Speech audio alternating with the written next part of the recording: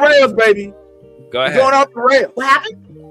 We just going in. Are we live already? Okay. We gotta do it. Instagram. Oh, yeah. Thank you. Oh. Instagram. Come on, bless Insta. Come on in, Insta. All right. Yeah. All righty. It's a good thing. Yo, the cup runneth over with things to watch, read, and to observe. So without any further ado, let's just go ahead and get right on into it. Obviously, hey, let's kick it up with the intro, and then we'll talk about what we're going to talk about, because there is so much to talk about. Some of the stuff we're going to talk about don't even need to be discussed, but it needs to be shared. Hold on, let me just tell you what I'm talking about. This is Thugnificent telling everybody to tune in to New Blurred Order, my nigga. The best podcast on the planet Earth, nigga.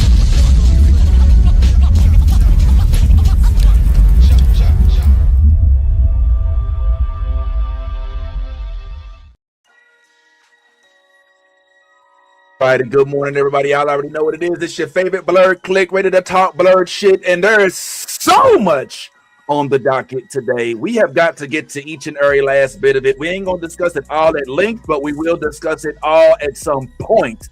And obviously, we're going to go ahead and chat a little bit. Now, we're not going to do this big spoilers. I understand X-Men 97 Season 2 just dropped like 24 hours ago. So I don't expect everybody here who got kids and lives and jobs and you know, stuff like that to have been completely caught up.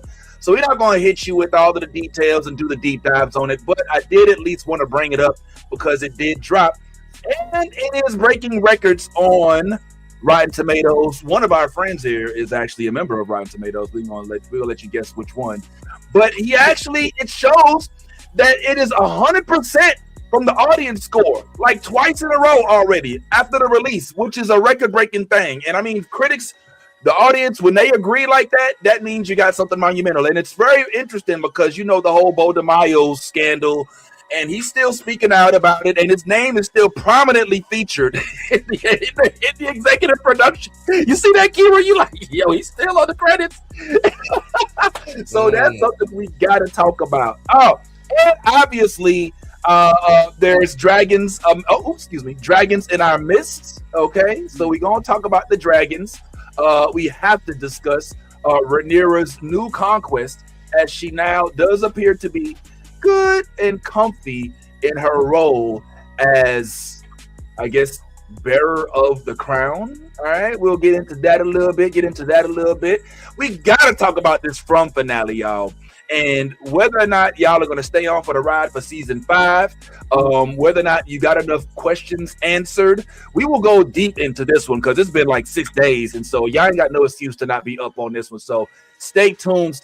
We are going to do a deep dive on the man or the woman in yellow, whichever one you want to call them, and get some answers and spice it on up. Y'all already know how we do. We also got some interviews for you. All right. We were able to talk shop with the one and only Love Jones and Carl Jones. All right, so that was pretty cool. Catching up with them, you know them, the homies. And Marsh and Blueberry is their thing. So stick around and you might find out what the artistic meaning of this is, as we did discuss that at length. Also, one of our homeboys may or may not have talked with one of your favorite one of your Bailey sisters. You know the Bailey sisters. You know what I'm talking about? The ones. One of them was a Little Mermaid, and the other one is an artist, a singer. Well, she actually did recently star in a show. Or it's a movie. It's a movie. Excuse me. Sorry. It's a movie. My bad. And she had the chance to sit down with our very own Anthony of the Movie Blog. So we will get you some exclusive footage from that as well. But first, we got to start off with a little bit of breaking news here. I don't know if you all have heard. I don't know if you're in the know. I don't know. Before we get into X-Men 97, we got to talk about the hot new couple in the Marvel universe. I'm talking about Ice Spice and Toby Mac. All right, T-Mac, as we call him in our circles, is out here making the rounds. Is this real? Is this not? I'm not gonna lie. I'm having trouble figuring it out. They were spotted kissing lipsies all inside the clubs. It's not fake. I mean, it might be arranged, but these pictures are not AI. This is real. Okay. So yeah. Toby Spice is a thing. All right. So I just need to know from y'all, what is it y'all are bringing to the wedding? Because this is evidently a real ass thing. And how do we feel about this? I'm gonna keep it real. My feelings is mixed. Like I first was like, come on, man. Like, are we trying to be Tom Holland? Nah. Are we trying to be Tom Holland? I don't like this game. What's going on? What are we doing? Okay. All right. So let me. New York is on a real good streak right now. What the fuck's going on? What we doing? Well, listen. This is what's going on in the streets up in New York. You know what I'm saying? Evidently, the Tobey Maguire and Ice Spice coupleship is real. And I'm just curious as to, like, you know, what your immediate, like, obviously, Kira, you look, you know, you appear to be a bit disturbed by the news. I'm distressed. Why? I mean, maybe she's a nice girl. Maybe she's a nice girl. But the plant accusations will never fucking die.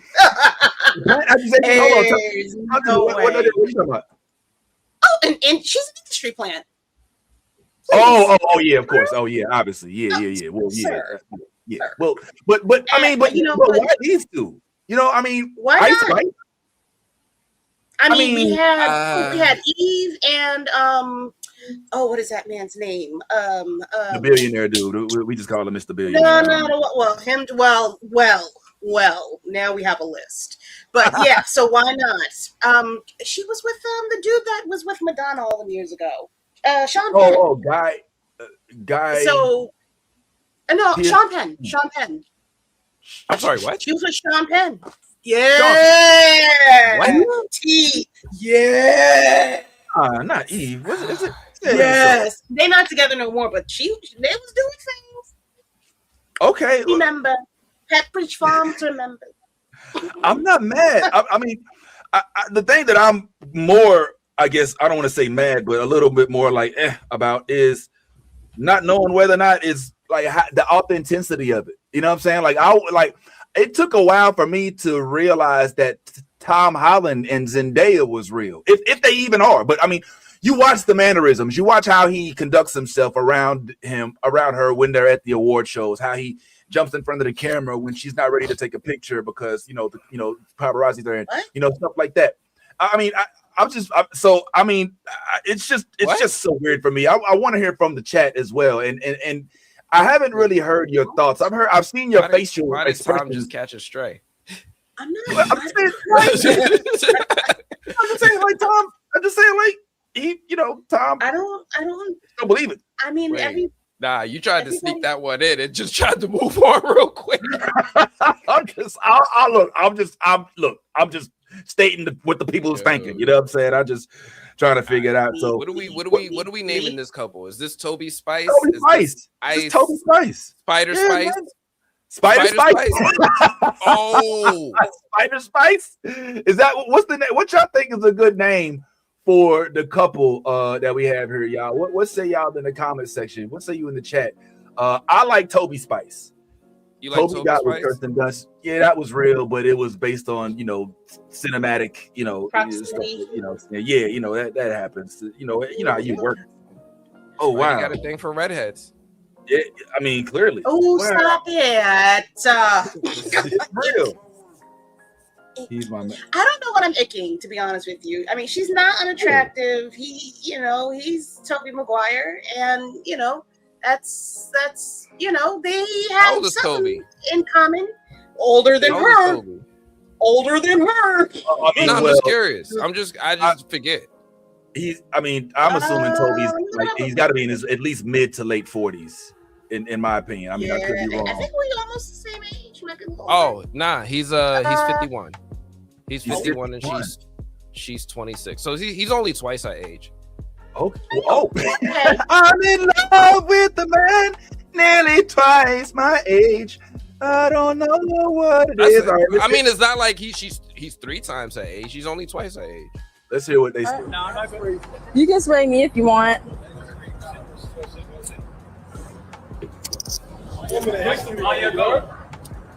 Y'all, Y2K is out now. Oh, pop it, pop it. Y'all. Wait, what? Nah, y'all rallying. Nah. Wait, hold on. What just happened? This is just a little What did Nah, we miss? you went further than what we was talking about. What just happened? This can't be real. I'm just Stop waiting for playing with the them, kid. Riot. This is a clip from her live. Go fucking stream that shit. Tap Who is in, y'all. Want? Nah, I'm not crazy. You can spray me if you want.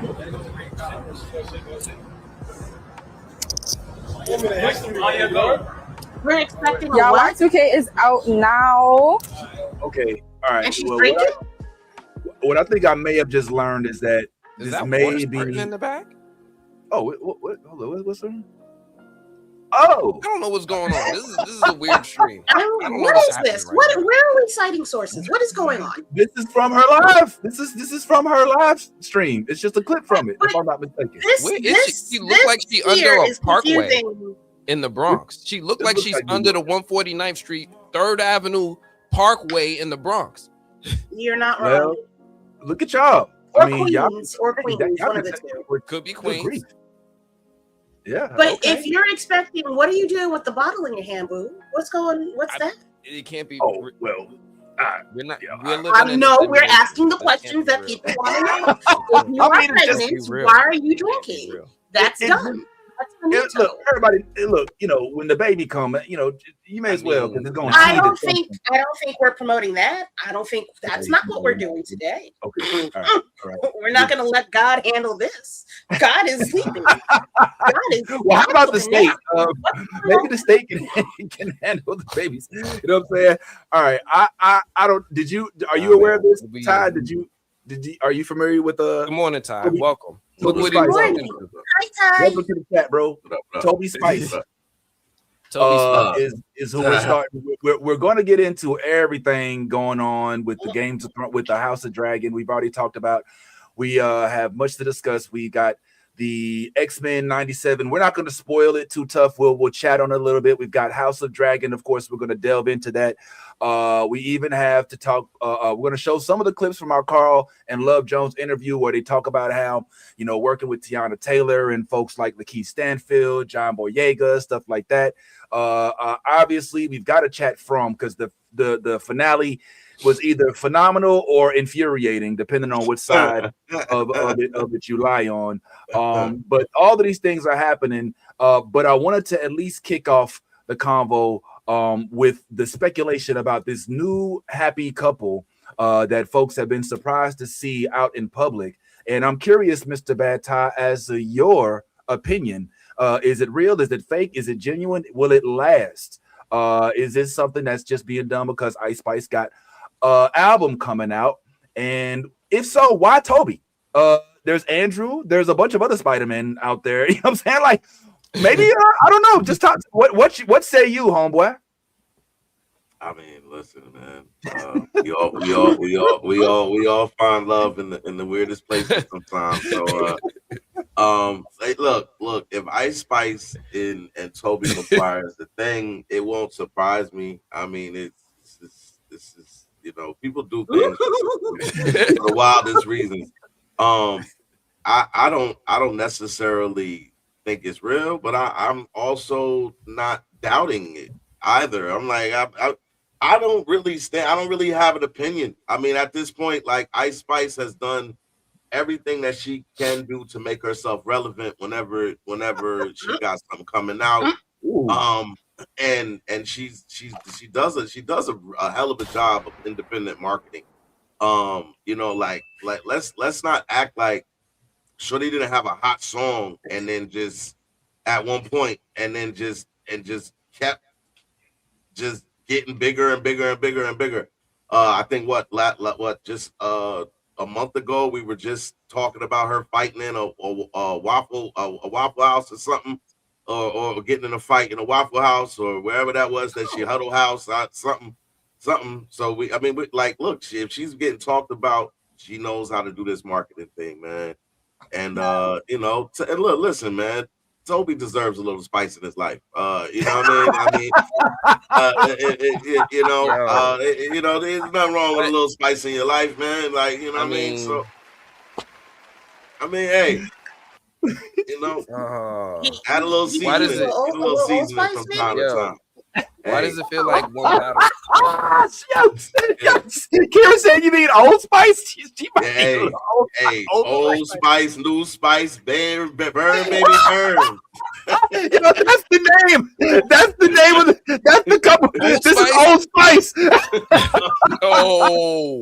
No. He's only twice that age. He's not 3 times the age. He's only twice that age. Hey, man. Old Spice. Hey, man.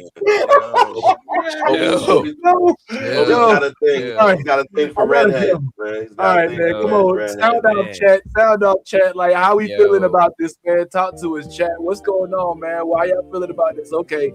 Leo, tell me. This is I'm getting one battle vibes with Tiana drinking while pregnant. Oh, what? Wait, what? Say that one more time. What I miss? In the live stream, wasn't she chugging a drink and talking about she's pregnant? And remember in one That's battle, what I was saying. One battle after another, doing the same thing. So are we saying that's the New York thing? Are we doing that? Is this a New York? Is this a New York thing? Because that's two New York females doing the same thing, man. What are we doing right now? What's going on? I can't call it. I ain't gonna hold you. All right. Toby needs some seasoning. That is hilarious. The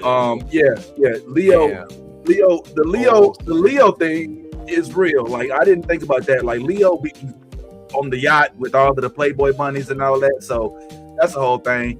Not gonna like, okay, Keisha, I see you. Hey, Sanity Word says, Anthony, that's a stretch. So is he? Do we really know Tobey Maguire? As far as we know, Tobey Maguire. Yeah. That's sorry, I didn't mean to cut you off. Go ahead. I'm sorry. I was just gonna say, I don't really know Tobey. I don't know if he listens to classical music, if he listens to reggaeton or NWA. I don't know what he, what posters were on his wall growing up. I have no idea. I think he's a New Yorker, and I know a lot of New Yorkers. I feel like there's this homogenized kind of like hip element that they just have, that y'all like. It don't matter how the creamiest of the whitest of the upper west side will be familiar with Wu-Tang, and they'll know about Biggie and what's old boy Pop Smoke, and you know what I'm saying, they're at least aware of these elements even if they're not really into them. I don't know what side of that spectrum Toby lies on, but I know it's a little spice in the light right now. You know what I'm saying? It's QQ. I say you, Al, come on through. This is a new kind of Mary Jane. Al, I see you. Go ahead, get it, bro. You want to know my honest God feelings, though, and then we'll move on? I believe, in my honest to God opinion, I think that Ice Spice probably bumped into Tobey Maguire somewhere and was like, oh my God, I remember watching you when I was a kid. Oh yeah, Spider-Man, you was my favorite. And he was like, oh, I kind of like, your music as well. I enjoyed the, the munch, take you to lunch, this song, and she's like, for real? Quit playing. Hey, go get a picture with us. We should work together. Yeah, I'd like that very much. I'd like that. That would be nice. And then they publicists got together and was like, you know what? You got an album coming out. Let's start a little trouble. Let's put some pictures out there. Let's let them know that y'all have an affiliation. Let them speculate. And while they're doing that, the album sales will rise. That, my friend, is marketing at its finest. I do believe that. I'm dead ass about this. I truly believe this. Man made a whole narrative. Yo, I don't even think it's as complex as you made it. I think it's as simple as meeting somebody, finding somebody attractive, and just like, listen. If I'm gonna be 100, all the way 100, Ice is very curvy, and you know what I'm saying, she's a very attractive young lady, and I just think that with with the way marketing has been going for the like past 10, 15 years, it is not above or out of the ordinary to see a white man dating a black woman, or just a black man dating a white woman. This is not out of the ordinary at all. I just think he might have been attracted to her. You know, Ice is, what she say? I'm a munch. You know what I mean? She's a munch. So like when you start hearing songs like that, then you see her in real life, and every time I see her, I don't know about y'all, but every time I see her, she's scantily cladded. So she's like, she definitely, you know, is showing off her curves, and rightfully so. You know what I mean? And I just think he might have saw her and was like, yo, she fly. You know what I'm saying? And she was like, you know, giggling or whatever the case may be. And, you know, sometimes you don't think she hears that all the time though? Like, why Toby? She's in the same city as the world champion winning Knicks. She could have probably had anybody on that bench. Let's not act like him and Leo ain't been on this energy, right? Like him and Leo been like this since. Let's not forget Leo bagged Rihanna. Like they've been on this energy. Like, oh wow, that's a good point, right? Like let's not forget that happened. So him dating Ice Spice is not outside. Like we know Leo listens to rap. Him, they in that Upper West Side circle that definitely had Biggie's first album and knew it by heart, and probably still do. They go to Wu-Tang concerts to this day in disguise. This is them. This is them, right? So yeah, he's that. I can see it. Wow. Does this help? I just don't see how this really. Well, I do see how it does, but I guess the question I have for y'all before we move on is, does this really help her rap career the way it feels like she thinks it's supposed to? I don't think she's trying to stick with this rap game, to be honest with you. She's already done. No, seriously, she's been in another movie, right? Am I wrong? Like, I think she has been making a little bit of moves towards getting into acting. This isn't her. Right. This will be what her. She's been in 2 movies, I think. Not big roles, obviously, but she's not trying to. She ain't long for this rap game. Shout out to Ed. Look, let's not act like Eve didn't do this too. Like Eve went out and found her a billionaire. You know what I'm saying? Listen, I know Toby's not a billionaire, probably not even a millionaire at this point. I don't know. Nah, he got chill. I mean, hey, I don't know. Look, hey, I'm not. Listen, I done seen enough.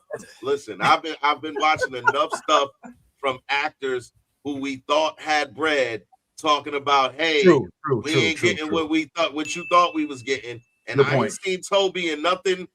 You know, like recently, I ain't seen his career taking off since the last Spider-Man movie that he came in and did, and we ain't heard nothing else since then.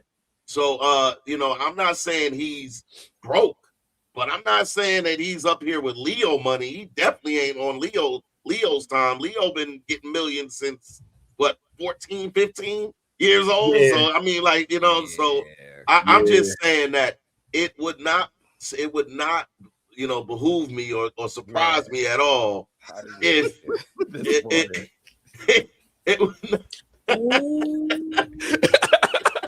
Yo, first of all, it's funny because it has been a minute since Seabiscuit came out, so I don't know if that Seabiscuit money is still. Yo, but hold on. A quick Google search. I don't know if this is factual or not, but they say Tobey Maguire's net worth is $75 million, mostly from his appearances as Spider-Man, but also based off of his work as an executive producer over the years. I was gonna say, I just did a quick look up on him. He's got a production company called Material Pictures. He has done movies called, I think he did The Fifth Wave, Brittany Runs a Marathon, and Babylon. I don't know them, but he's got some money somewhere in order to make these movies happen. Yeah, well, listen, I mean, maybe that was the pitch, and that's also maybe that was the pitch. Maybe it was like, yo, so. You know, I can see you in my new picture that I'm working on. And she was like, really? He's like, yeah. You know, I think you're who I'm looking for. You matter of fact, you know what? You don't even have to audition. You don't even have to audition. You know what I mean? Doing like, listen, that look. He may be the new Weinstein that we don't. You know,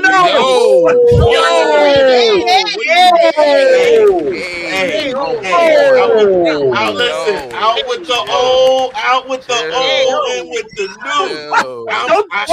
Don't you talk about my own Spice? Hey, I mean, he got the ugly cry down though. If that's the case, I'm just saying, like, you know.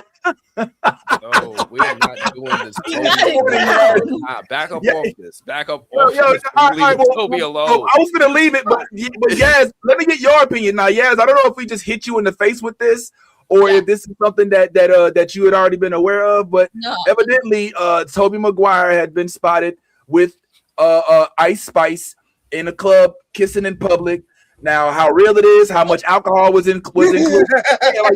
I'm sorry, what? Yes, Toby, this is real. This is not. This ain't like a timeout. You know those like UFO pictures where you're like, I can see it. This is what this looks like right now. This looks like a fucking 1990 like UFO photo. Like that's not Tobey Maguire. That is some. Okay, this is absolutely Tobey Maguire. Yep. They're absolutely together. This is not. Yeah. Okay, go ahead. Take it. Get a look. Get a good look. Yeah, get a good look. Good. Yeah. It could have been another white man in a hat with a white hat. Not this time, man. Not this time. I don't know. No, it's happening. What is she seeing this man? 25 million reasons. That I can understand. You know, plus, I get that. You know, and Hollywood proximity is a thing for people that are looking to be in the Hollywood industry. Sometimes you got to use some people as a stepping stone. I hate to say it. I mean, I'm not one of those people, but in the Hollywood world, I assume that you got to establish relationships, and then maybe she's just trying to get to Leo. I don't know, but I mean, what if it's real? Yaz, my question to you is, what if it's real? How old is she though? Do we know how old? She's 25.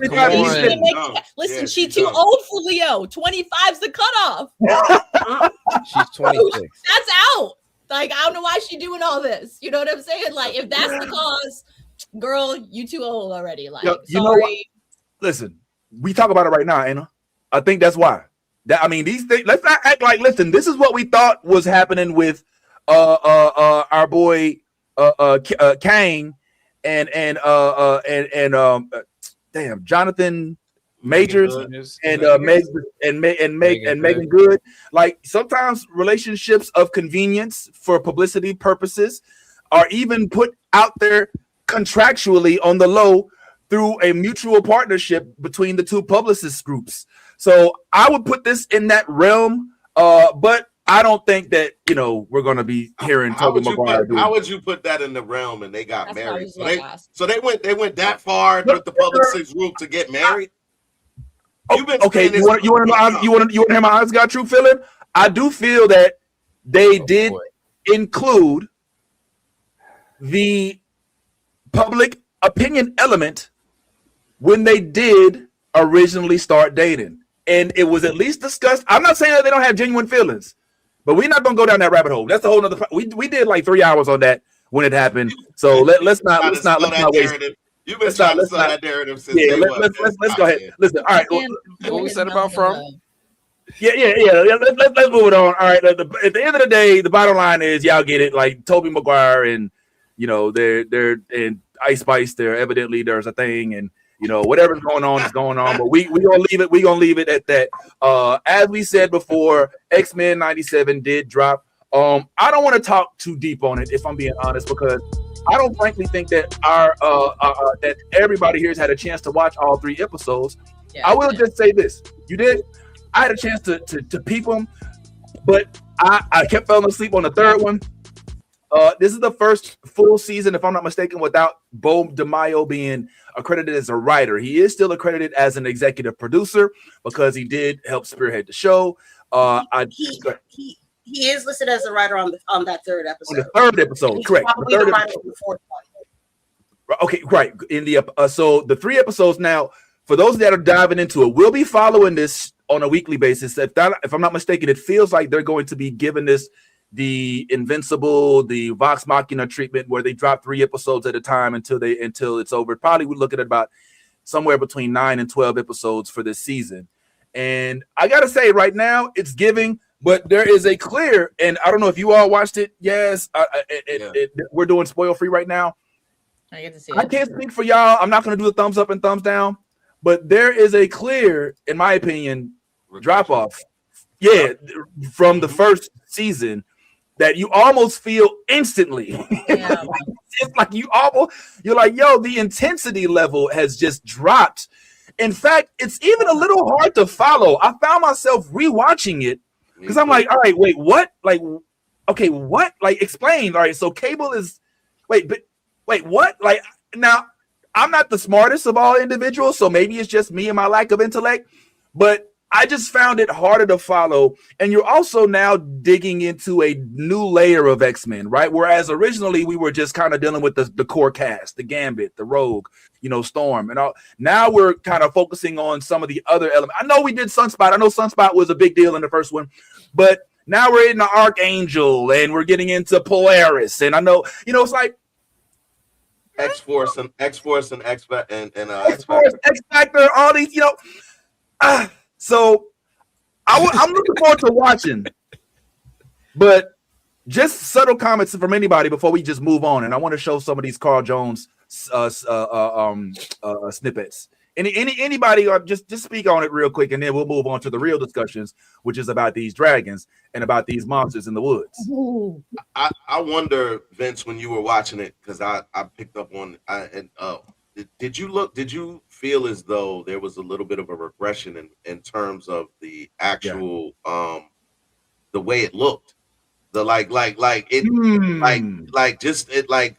last season, I don't know, it felt, there were times where I was watching it and I was looking at the characters talk, and it just seemed like their whole bodies were still, and all that was moving was their mouth. It was like I found myself like zeroing in on that a couple of times. I was like, this doesn't seem like the X-Men 97 we saw last season. And I didn't know if that was if the animation looked like it changed a little bit. I don't know. Did you feel like that? Well, we could bring everybody in, but I personally, from the animation standpoint, it automatically feels a little regressive, but it feels like that intentionally. You know what I'm saying? Like the season 1, that was like, all right, we're literally modeling this after the actual 90s cartoon that came out, when we call them cartoons, that animated series. And I guess I expected that, but there were times that I was watching it where I was like, this feels like they took even another step back from like trying to dial down a little bit. So yeah, I felt that a little bit, but it was more for me just the cohesive element of bringing all of these items together, because we left it with so many different problems. All right, we got Apocalypse, who's now Mr. Nur, we'll call him, who we met at the end of last season, and now we're digging deeply into that. But we still are dealing with Jubilee and and her and Sunspot running, and there's so many elements to it, and I just feel like it didn't come back as cohesive. All right. Look, I'm not saying it was bad. All right, calm down, Drew. Like, don't come for me. You know what I'm saying?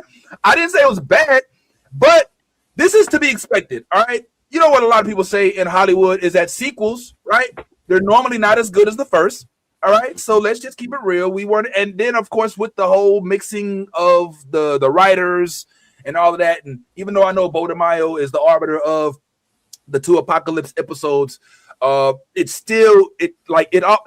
And here's what I mean specifically. In the first season, we felt the weight of Storm heavily throughout it. We felt the inclusion of those different adversity elements in the writing. In this, it feels more basic. It's a little less intense with regard to the intricacies of X-Men, at least as of right now. Now, obviously, we're only 3 episodes in, so who knows? But I do love it. I do still think it's good. I'm not going to sit and talk shit about it and make it seem like it's not worth the watch. I just noticed that it was a little bit of tiny, me and Ty know it was a little bit of tiny regression. That's all, just a little regression. You know what I'm saying? No big deal. But nothing wrong with that. Kira, you got thoughts? I feel like they're trying to clean up a mess, which wasn't a mess to start with. But because of the whole, let's be honest, because of the Bo DeMaio situation and them kind of like literally almost pushing his stories to the side so that they can distance themselves as much as possible. This is what we're getting. We're getting the best that they can do with the situation that they have. I would love to know exactly what we were going to get compared to what we've got right now. I think Bo was going to be very very intentional about the way that this story was told and what he was what people were going to get from it. I think he was going to go the route of what James Gunn did with Superman. I think it was going to be very pointed in how he wanted to handle this, the ongoing part of the series, plus bring in the storylines from the comics. And I think he would have done a better job. Like, this is, it's a little, what the fuck is going on with the 3 different storylines right now. Like, I like it. I know the stories for the most part. I'm old, my brain is fuzzy, so shit be lost sometimes. But anyway, I think that I get what they're trying to do. Shit's weird. It's not bad. It's just, what are we doing? This ain't exactly what I ordered last time. Y'all had a hit. Y'all had cake. Y'all had cake the last time. And the cake was beautiful, intricate detailing and everything. The fondant was beautiful. It wasn't there's a little chemical taste to this. It's a little artificial. It's a little, I don't know what it is about it. Little stevia, you know what I'm saying? You're putting some chemicals in here, you know. It's so there's that. I look forward to seeing if it changes. But I would just beseech, I would just put this out in the universe. If you watch this first 3 episodes, and I hope all of us that are in the chat do, and come back next week with the full report at 0800 report the base, 1000 actually. And I just want to know if you can detect the same. If you watch the first 2 episodes and then watch the 3rd episode, there is a clear difference in the way that those scripts are written in terms of the lengths of which they're willing to go in terms. Okay, in other words, let me just say this part. The 3rd episode is in Egypt, all right, and so it's a lot, and it's 3,000 years ago. And it's talking about slavery, a lot of slavery. And they're slaves. And the slaves are melanated. And I kind of get that sense that Bo was like, this is how I want it to be done. Now, I'm not a cheerleader for Bo. This is not me capping for Bo, all right? I don't know to do it like that. You know, I'm sure he's got his, whatever. But it's deep on a level that you feel like Bo is able, because of his affiliations, to go places where other writers are maybe a little timid about. I just want to see if you all watched those first 2 episodes, did watch the 3rd one, and maybe the 4th, and can tell the differences. I do want to bring this up real quick because Bo DeMaio is still speaking out. He's actually talking out right now about what happened. Not too much. I won't dwell on this, but there's an article by Eric Diaz that came out a couple days ago, and I'll share it with you guys. It says X-Men's fired showrunner speaks out. All right, here's some of the things that it speaks on. It says that 2 years ago, Marvel, for those that are listening on the iHeartMedia, thank you for subscriptions, by the way. 2 years ago, Marvel fired its X-Men showrunner Bo DeMaio for at the time unknown reasons. Became a whirlwind of controversy as DeMaio claimed the company fired him unjustly. Marvel Disney eventually revealed that there was sexual misconduct investigations. Since then, DeMaio became very vocal on social media and did not take the high road when speaking out about Marvel and Disney. He sued the company in a new report for Vanity Fair, which just hit as X-Men 97 dropped its first episodes of season 2. DeMaio fired back once more. He doubled down on his claim that Marvel fired him for having an OnlyFans account. It was cleared. It was like, it is your personal life. As long as you're not advertising the show on your OnlyFans, as long as you're keeping it separate from the content of the show, it's outside of their purview. It's been very traumatic. I thought it was a safe space, then quickly found out it's not a safe space. My therapist is very well employed. Last paragraphs. In addition, Bo DeMaio claims He received disparaging remarks from Marvel employees. He claims he heard things like, "Oh, you don't look like a showrunner. You don't look like a writer." There was that vibe that I was a DEI hire where, oh, they just got a gay black guy because he checks all the marks and it's X-Men. DeBio had worked earlier on the Forever in Development Blade reboot, but claims that his experience with X-Men 97 was worse. He added some of those racist, sexist, homophobic vibes that I was getting before Blade became much more explicit. For those who have watched the first X-Men X97 episodes, season 2, you can still feel DeMaio's fingerprints on the series. This is true. He is one of the credited writers of episode 3, Rise of Apocalypse Part 1. He also retains an executive producer credit. We'll likely notice his absence more in season 3, which he had no hand in at all. In the meantime, the legal back and forth continues, so this is likely not the last we've heard about this situation. X-Men 97 is now streaming on Netflix. So just to add a little bit of fuel to the fire there, guys, if you do notice a bit of tone change in season 2, taking off one of the main writers for perhaps the correct reasons, who knows, could be the reason why we are seeing that. So let's go ahead and move this forward. We'll continue to keep talking about the show as it continues to drop on a weekly basis. And this one, for now, I wanted to get a little bit into our combo with the one and only Carl Jones, and we went there in a couple of instances, if I'm being honest. Now, for those of you all who've watched the show before, you know that we've spoken to Carl in love before. We've been chatting with Carl Jones, as has Kira, as has the Blurred's Eye View, as many Blurred cliques have been able to sit down with these royalty members of this genre, and we, get a chance to learn more about what they're doing now, what they did back then, some of the background of why things are happening. And we're going to drop this whole entire interview, which is about 2.5 hours. We were supposed to do about an hour or so, but they gave us 2.5 hours of exclusivity. And in this conversation, we talked about life. We talked about mental health. We talked about their affiliations with Lakeith Stanfield, with John Boyega, and the fact that he drove a stormtrooper truck to the set. I mean, if you look in the background, Love's like, see that car? We was like, oh, you even drive a stormtrooper to the studio? Oh my goodness. So that happened about what it's like to deal with Willow Smith after she watched her dad punch Chris Rock in the face on screen, Tiana Taylor, and such, and of course, obviously, the Meg Thee Stallion project. So we really wanted to get a little deeper, and I, for one, was curious because we all know Carl Jones from the Boondocks, and the Boondocks was spearheaded by Aaron McGruder. Aaron McGruder, however, has been very absent in days of late, and I was wondering why that was and where their relationship lied. And Carl, here's a snippet as to what may or may not have started to happen. By the way, our good friend Zaina also joined us for this episode. Here's a peek. I am very, and this a boundary here, let me know, but I am curious if y'all mind. Give me a second, Zaina. So in addition to you being the producer, especially of the latter seasons, I mean, also Aaron McGruder was creator, and I mean, it was there for the comic strip and all of that stuff. But if I could say so, hopefully it's not disrespectful, but you have essentially morphed, I don't want to say morphed, but you've been, as of right now, you're heralded as the face of the Boondocks production, at least as far as our memory serves.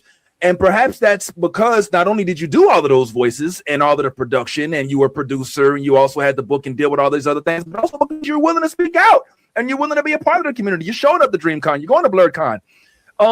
How is your relationship with Aaron? I mean, he brought you in. You told us the story about how he met you as just a dude who just moved over there and you just had a notebook and you were just drawing shit, and he's kind of like, I guess he's happy, or, I mean, is he cool with you kind of taking the driver's seat, so to speak, as far as Boondocks representation? I mean, is that safe to ask? I'll take a drink. I'll take a drink.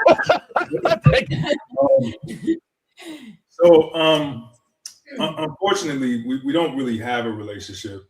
I haven't talked to Aaron since the end of the third season, and I wasn't involved in the fourth season, and even the attempt to do a fifth season, I was not involved in. So there was a moment where I think Adult Swim was trying to get us to work together and bury the hatchet. I wanted to, he didn't. and so we just never did it. And that was actually right before season 4, and that was disappointing because I missed the show, but I also miss like the camaraderie of the crew. Like we was a family, you know what I'm saying? So like it's really it's tough, man. Like even to this day, it's kind of sad to me because I felt like we had a really good chemistry, all of us, not just me and Aaron, but like everybody that was on the show. It was truly like a family, and we all brought something really unique to the table that I think made it what it was. You know what I'm saying? And I don't know that he's on speaking terms with everybody at this point. Most of the people I talk to, they haven't really talked to him much.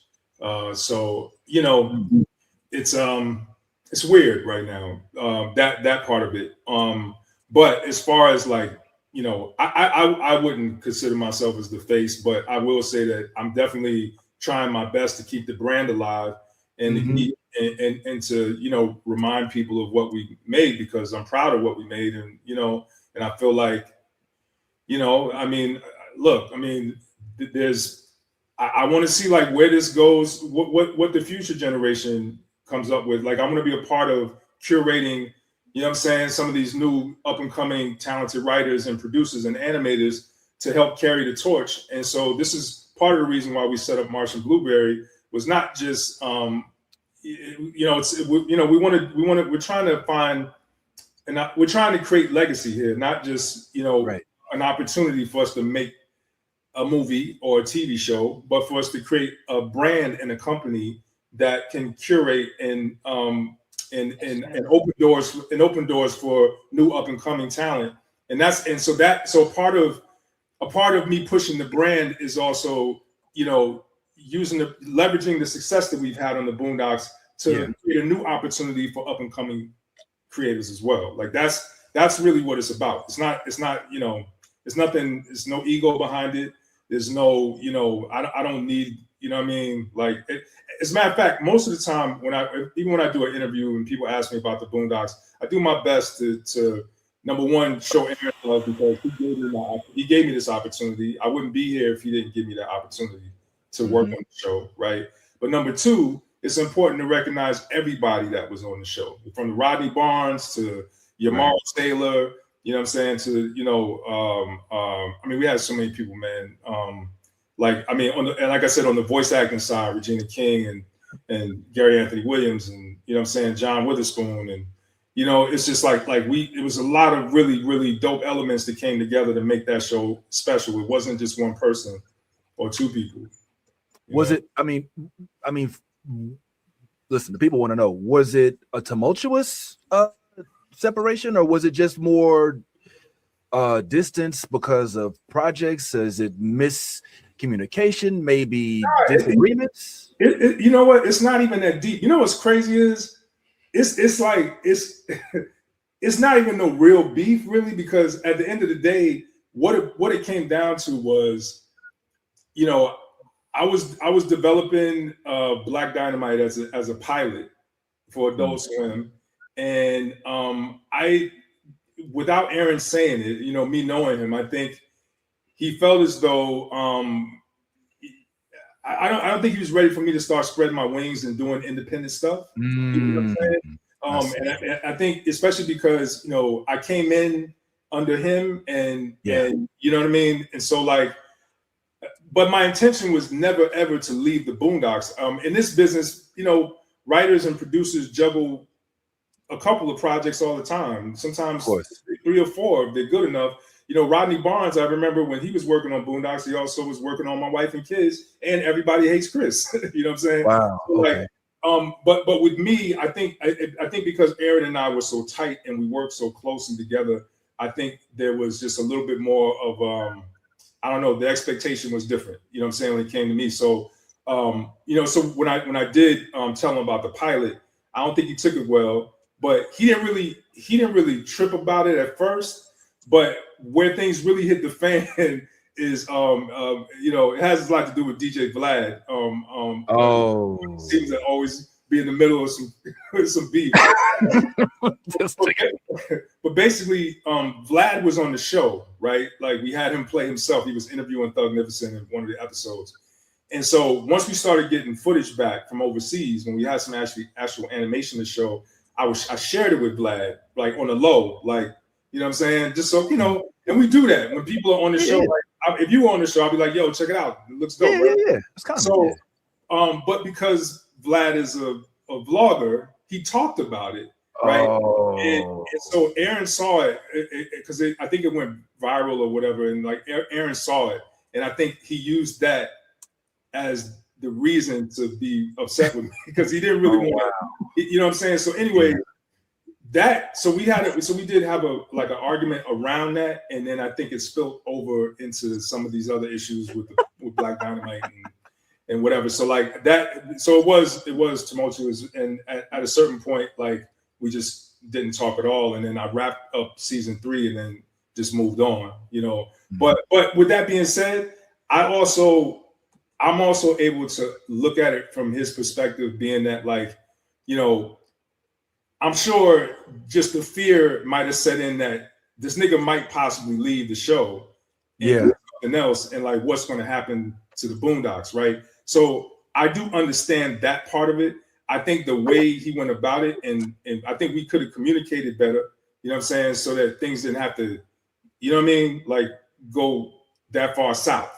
But when it did go south, it went south. and at that point, it was like there was no way to really like pull it back. You know what I mean? I don't want to harp on it because I think that the point's been made.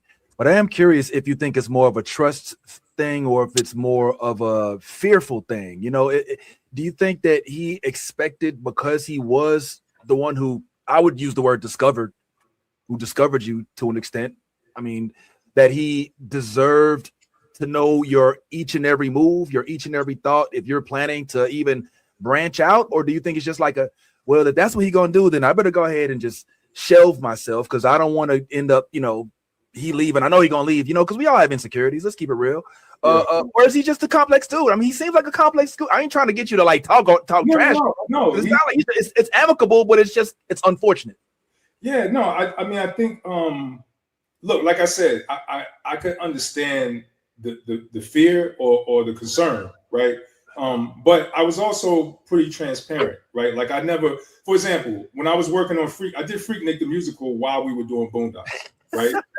and I told him, I told him about it. I'm like, yo, I'm doing this, I'm doing Freaknik or whatever. And it was, but here's the other thing that this is a skill set that I kind of learned over the years too, is when I'm juggling multiple projects, I never have a reason any clients that I'm working with, their project will never suffer because I happen to have something else going on. Or I'll never say, well, I can't make it to that meeting because I got this other thing going on. I find a way to make it work, right? And so, and a lot of times, I don't really go into too much details about what's going on in each one of these productions to another production. Because sometimes, they begin to feel or get, concerned that would take precedence or be your priority. So I've kind of learned that over the years working in the business. So, I try to keep things kind of clean. Like I do what I do for the Boondocks. I make sure everything is done. I do my job to the you know what I'm saying, to the hilt. And I do the same thing on Freaknik, right? And I never let those things bleed over into each other and affect the quality of what we're doing, right? So that's something I always took pride in. So it was never an issue, right? I think with Black Dynamite, because and I'm not 100% sure, but I do feel like Freaknik I was doing with another person. I was doing it with Nick Weidenfeld. He brought me on. That's kind of a long story, but anyways, that was a project that I was brought into after it was kind of moving already, right? Whereas Black Dynamite was more like the animated series was more my brainchild. Although obviously the movie existed before the show, but this was more like my entire vision. You know what I'm saying? And Freaknik was a one-off. Freaknik was a one-time movie. It wasn't an entire series. So Black Dynamite, I think, might have even been a bigger concern. So anyways, with that being said, my biggest issue with it was, like I said, like I think, once the shit hit the fan and we kind of had it out, there were some choice words that you know what I'm saying, that happened. And so like I begin to that made me think, well, I don't know that there's much of a future with us working together anyway because of how it went down. Because you know what I mean? Like we can have you and I can have issues, but we got to have a way to resolve those issues. If we don't truly have a mechanism to resolve those issues, then it's kind of hard for you to work with people because you're always going to have issues. You know what I'm saying? But I felt like where it was like because that shit to me wasn't no real beef anyway. You know, like I'm you know, where I'm from, like you know, like I've seen niggas who got real beef, and I've been in situations where it's real beef. I've been shot at, and I've been, you know what I'm saying? So like so I'm just saying like, and I'm not. That's not the same. Yo, did you just bury the lead? Like what the fuck? No, like there's levels to this beef. Yeah, like what the beef is when you make your enemies lose sleep or whatever it is. Come on. I'm just saying I know what real beef is. He's a Fanville though, you know, like. Oh yeah. I'm just saying I know what real beef looks like, and that to me was not real beef. So when I saw how it was being handled, I was like, yeah, I don't know that this is going to be fruitful anymore. You know what I'm saying? So we ended up going separate ways. But I never closed the door because obviously Adult Swim called me and was like, yo, can we get you guys together and try to figure out how to make this work? And I was like, man, of course. Like I love Aaron. I owe him everything for even giving me the opportunity to be in this position. Why wouldn't I? And I love the show. I miss you and Riley to this day. They're like real niggas to me. You know what I'm saying? Like, you know, it's true. Like I you know. So I don't know.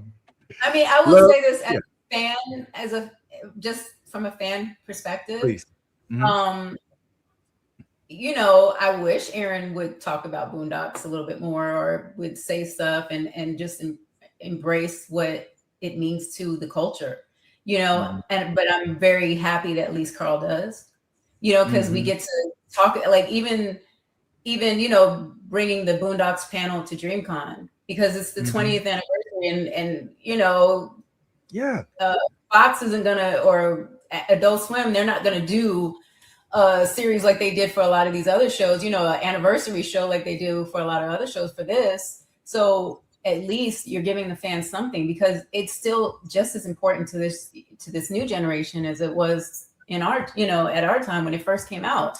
So I'm thankful for Carl and Gary. He keeps his character alive, you know, like he really does. I love, you know, so he really be killing me with his Uncle Ruckus. Oh, trust them, no nigga. Oh, But I'm appreciative from a fan perspective, you know, to see them still talk about it because it still means that much. And I know if it means that much to me, it means that much to, you know, other fans and just wanting to know because who else is going to talk about it? You know, like it you know, and it just helps to know a little bit more behind the scenes stuff. It just really helps. And, you know, it's unfortunate. Sometimes we wish, you know, we're never like, Aaron, you know, don't say, you know, we invited him to the Boondocks panel, you know, we still reach out. You know? So it's just unfortunate. We wish. My thing is what makes me so upset, like when I think about it, like Carl and Aaron could have been the Matt and Trey. Yes. Why couldn't we honor Matt and Trey? You know what I'm saying? Yeah, like, man. But unfortunately, and by the way, for those the South Park guys, for those that aren't in the know, there. Yeah. So I mean, y'all see. Oh, we lost Kira. Where's Kira? Yeah, I mean, Ty is he's giving us hits from the pot. Oh, there it is. But yeah, as you see, things are slightly all right. If I can speak, and like I said, we're already 60 minutes deep. And we haven't even touched the dragons yet. But I do have to say that when we had this portion of the interview, it made me sad. It made me so sad because I honestly was not digging for dirt, guys. I promise you, I was not. I was not trying to expose some sort of issue. Don't look like that, Anthony. Don't give me that. Whatever, nigga. Yo, I wasn't. I swear to God, in my head, I was hoping. I was literally hoping. By the way, you muted, Ant. I was hoping that it would be like, nah, man, it just, he has some stuff he was working on, and right now he just don't want to be in the spotlight. He just no cap, bro. Literally, you see me. I'm not wearing no cap. I didn't anticipate. First of all, yes, we have to. And Kira, you've experienced this firsthand. We have to big up Carl and Love. But could you just go a little bit more further into the personal part that you guys? What is the specific beef that you guys have kept private just between you two? Can you just say that on air for us? We need that excuse. There's a little hole in your side. I'm just gonna poke. Bullshit. I did not do all of that. Y'all is tripping. I swear, all I did was ask. I was just like, "Yo, it's on video. Why don't?" I mean, because I'm really curious. The actual creator of the Boondocks is nowhere to be found. The dude that actually started the comic strip is like when I look around for Boondocks representation, I see Carl and the other actors. I don't see the creator. And my curiosity was to don't get me started on the Boston Tea Party and how that shit was racist as fuck, because they like to exclude the fact that they dressed up like Native Americans and tried to get them to be the ones that was blamed, and they still herald it as a historic moment in America. But we're gonna leave that part alone. I don't like the fact that it feels like Carl is doing what he should be doing, and Aaron is taking offense to it. You know what I'm saying? Like in my head, for somewhere, Aaron Magruder is checking his Instagram, seeing Carl do the interviews, doing the dream cons, and it's like, nigga, that's my show. And it's like, well, get outside and talk about it. You know what I'm saying? Like, everybody wants to hear from you, Aaron. You started it. We get it. This started on a comic strip. But it feels like after hearing that little spill, like he and Aaron, Carl that is, had issues because of Carl, maybe his loyalty being questioned because he looked to pursue additional projects, and especially because some of those projects were being pursued with the company that Aaron hooked him up with. I mean, Aaron brought him to Adult Swim, and now you're doing a project with Adult Swim without me? Oh, no, I can't fuck with you. That's what I just heard. Kira, am I tripping? I think it's a little less. I think it's a little more sensitive than that. I think that that the Boondocks is Aaron's baby. Nobody's going to take that away from him. Carl is the first one to be the first one to say that that's his baby. He made it.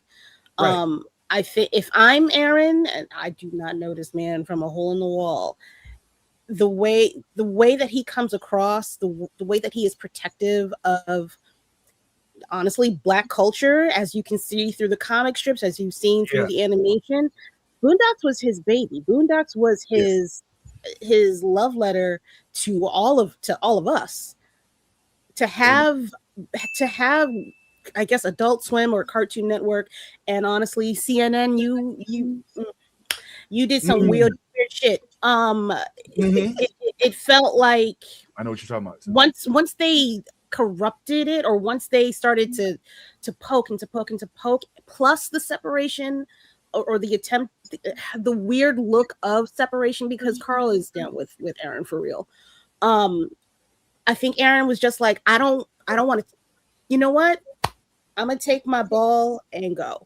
And because it's so close to him, and because that is his baby, I'm cutting everything off. Like it hurts too much to even entertain the idea of what I used to have or what we could have had, and I guess all of the bad stuff that got touched around it. I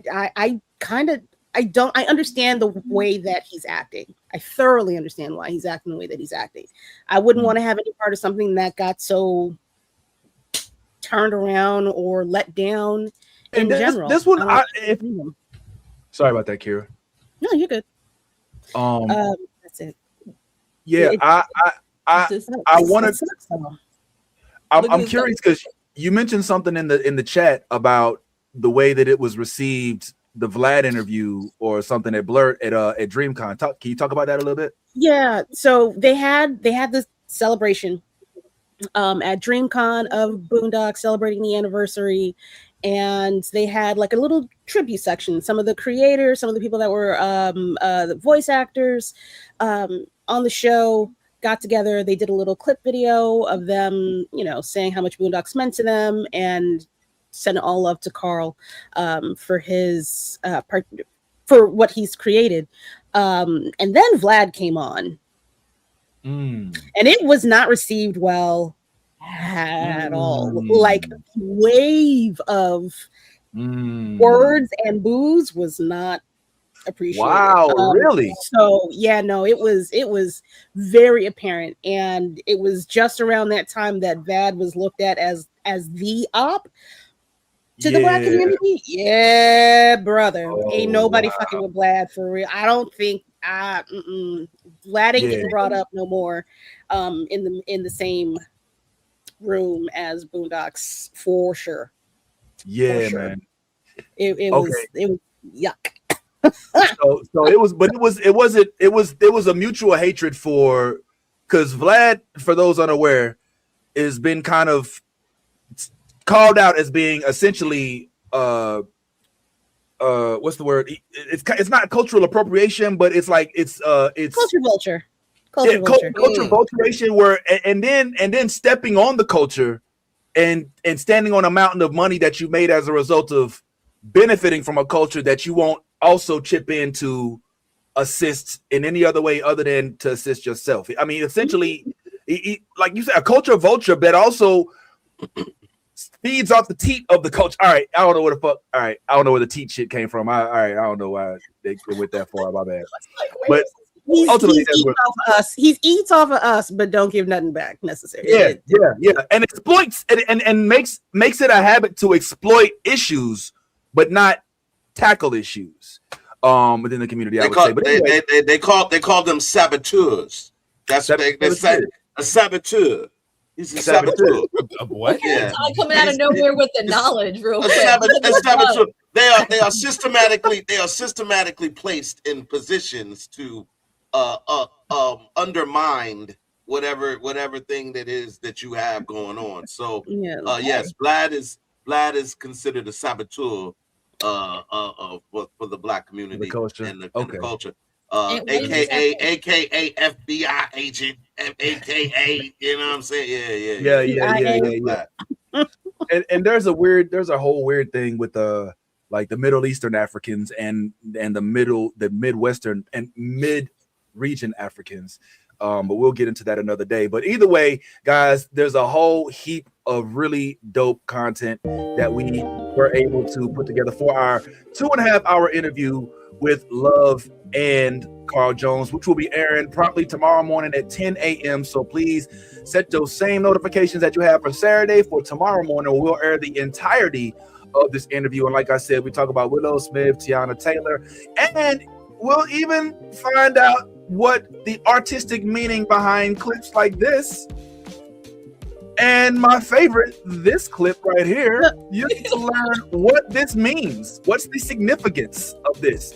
And you'll also get more information about the Meg Thee Stallion anime, which they did give us some info about, but maybe not as much as they will be able to as it gets closer to the release date. So, having said that, thank y'all so much for peeping on that. There's still more interviews that we're going to show you, so don't go too far. We will get into our homeboy Ant talking with Chloe Bailey in just a few moments. But you know we got to go to Westeros right quick, huh? Because somebody done fucked up. Somebody done fucked up. All right, and shit is about to go down because somebody now holding the crown, and I'm just curious, man. I gotta admit, when I was wrong, I said there won't be no more action, and there was action. Now, it wasn't as much, obviously, but you can't expect that. But it was still, it still was enough action to have in a show to make it so that it's not a one-off. You know, there was sword slinging, there was still dragons and all of that good stuff, man. So I'm just curious how y'all felt about this second episode. This is such a clusterfuck for us. Depart here if you would like to remain happy. Leave, close the door. If you like your movies to have a happy ending, Hold on, before the chat, if you didn't watch this leaves, I just want to shout out all of our new people in the chat. Thank you for joining us. I've been peeping that. We have a bunch of new followers. So y'all subscribe, like, okay? There's more to come. Is that a stormtrooper behind me? Just saying. Y'all want to watch this shit. Okay, let's get into this. Get into it. Yeah, did you watch it? Oh, did I watch it? I watched Spoiler it. warning. Yeah. I watched it twice because man, I had to reminisce real quick of the just, the sheer power of the women. I just oh my god. Can we just dive into this real quick? I'm wondering if you did watch it, Yaz, and if you've watched it twice, as you say, would you mind if you wouldn't be so kind as to break it down?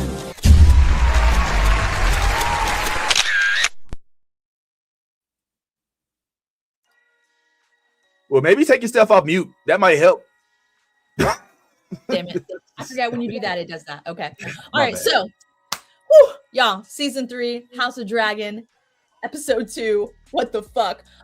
We just came back into it, and poor little baby Jace, he didn't make it, but we won the battle. So, just saying. All right. We got,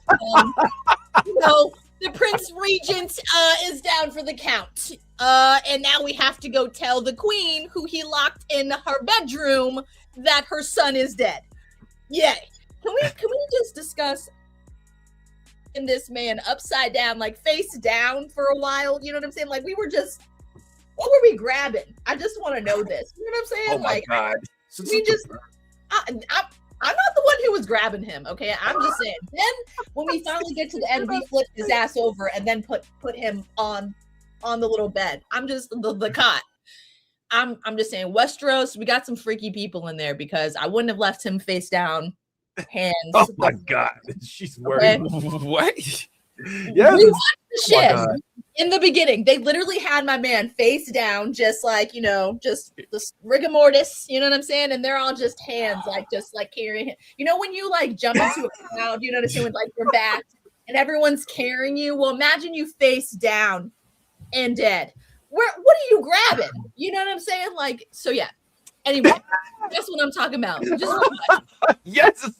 So we go tell mom, and mom's like, Jace, what happened? What happened? Talk to me, Jace. Honey, he is dead. And read the room, okay? Your boy is gone. And then the performance this woman gave, I shed tears. I don't know about y'all, but damn. Oh my God, she is a force of nature, this queen, okay? And then, in her broken despair, she hides in her room, of course, like every queen should do. And then, cutscene, we need to find your boy Corlys, because I'm sorry, but he still lost his seat. We just had this whole battle. We won. Man don't even know we won because he's somewhere out there. And who's out there looking for him but his bastard children he has not named yet? The nerve of this man, I swear to God. Alyn battled and took down the Triarchy leader for daddy, okay? Gutted that bitch in the sea. And then what did Adam do? Adam came to the rescue, flying in, burning all the ships, and they're both aimlessly looking for daddy, who is somewhere to be found, but no one can find him. And then we have this touching moment, on the sand. And with Bela, and and she's like, hey, he's always been sturdy and strong-necked, just letting you in case you didn't know, that's how he's always been. So on that note, I'm gonna go to the other daughter, you know what I'm saying? And he stepped back. That's what she said. So then we go to the other daughter, who's like, Sheep Stealer, you killed Jace. And she's trying to figure out where the fuck she can get asylum. But wait a minute, didn't I escape the veil that was actually gonna help me get a dragon? maybe I can run back to them and be like, I have a dragon, please help me, please. Yeah, well, that didn't end so well for this young lady because they were like, yeah, you, the fucking wild dragon, y'all can both get the fuck out of here. I mean, listen, it's a wild dragon. I can't tell you where, it lays its, makes its home, but I don't want to know about none of your shit, bitch. Nah, you exiled for me too. Go somewhere. The veil is vast. Figure it the fuck out. Oh, by the way, Jason's definitely dead. Just in case you didn't know. Yo shit, you fucked up. The queen will be looking for you. So fuck you. We don't need your dragon. Get the fuck out of here. Bye-bye. Close the door on this. And then what happens? Oh, finally, we see Daddy on the shore, just, hanging out.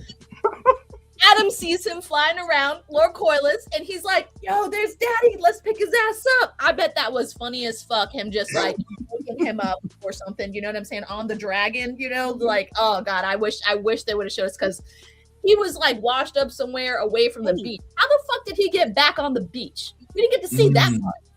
You see what I'm saying? I have a lot of questions about this. Like, why wouldn't they just show him like putting Daddy over his lap and riding off? Like, you know what I'm saying? That would have been something good to watch. All right. I digress. Corliss is saved. We're all on the beach.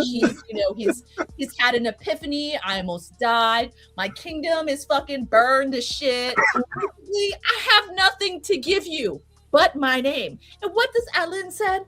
That is more to me than all the gold in the world. This motherfucker is crazy. I would take the gold and the name. What the fuck? But,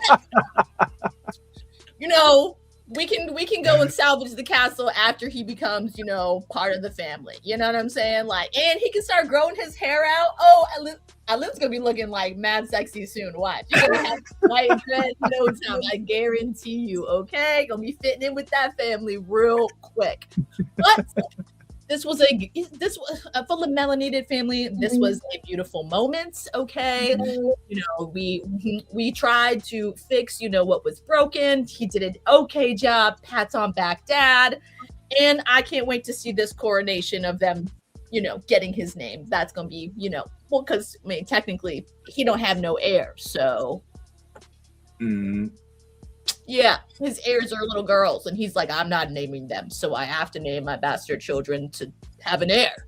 Is it for good deeds, or is it because he's left no castle, no heir? I'm popping for water. These kids pick me up. They're technically mine. Maybe I should name them. But it's okay.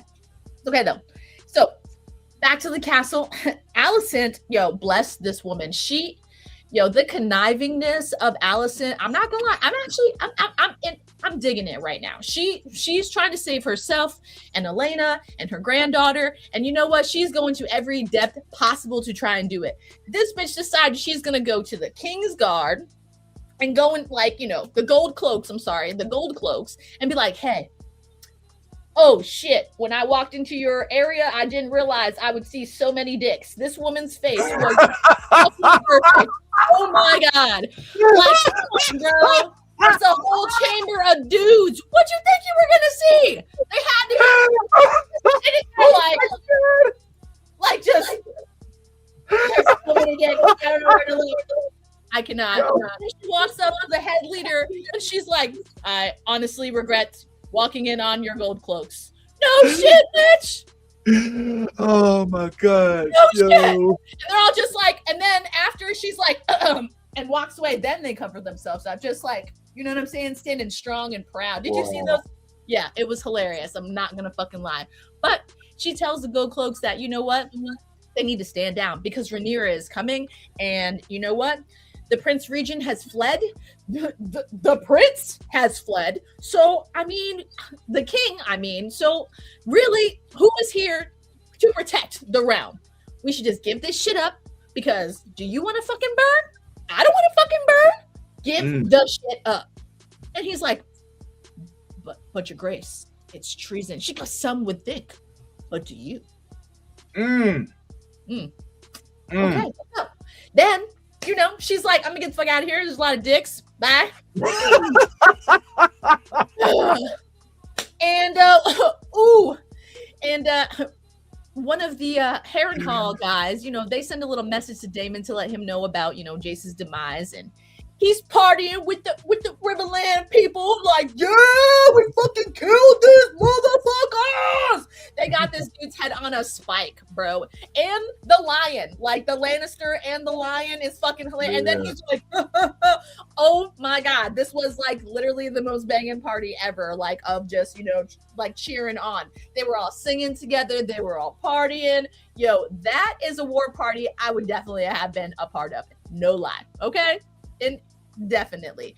But then Damon gets a scroll from the Harrenhal and he gets some amazing booze. Hoorah, let's fucking party. But he's gotta go. Yo, my mans, enjoy the booze, but business as usual. I'm gonna go claim the Iron Throne, which a girl, the queen, okay? But y'all gonna hold it down here, okay? Hey, go get me that head. I want that dragon. I want that boy's head. I want that boy's eye. Get it. And then he, like, you know, he pieces out. You know what I'm saying? But then Damon gets home and who does he see? I'm sorry. These two bastards that my wife gave dragons to are sitting in the house. One of them's eating. The other one's fucking frolicking back and forth. All like, well, we waited 2 days and there was this witch and it was scary as hell. Bitch! The bitch slap that Ulf got, I swear, was like, oh god, rewind. Just to watch it again. I don't know if you guys did, but oh god. And the look on his face after of just like, this man just smacked me? What the fuck? Priceless. Oh my god, the acting is just amazing. But yeah, basically he was like, why are you thinking? I don't fucking pay you to think. I don't pay you at all. I gave you a dragon.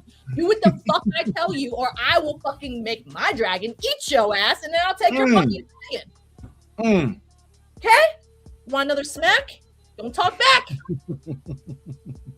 Yeah, Damon. Oh god, the fire that comes from this man. Fucking love him. Whew, it's beautiful. Okay, it's fucking beautiful. The actor is just, he's perfect. And after he's done, he looks at the other man like, you want some? Good. Do as I tell you. Don't think. Okay, right. I'm gonna go see the queen. He was like, yes, sire. After they go see the queen, guess what? Him and his old lover have a little spat in the hallway about who Rhaenyra is gonna choose as she's grieving. And Damon's like, it's cute. It's cute that you were comforting her and somehow you got out of jail. But bitch, this is my wife. Watch this. Okay.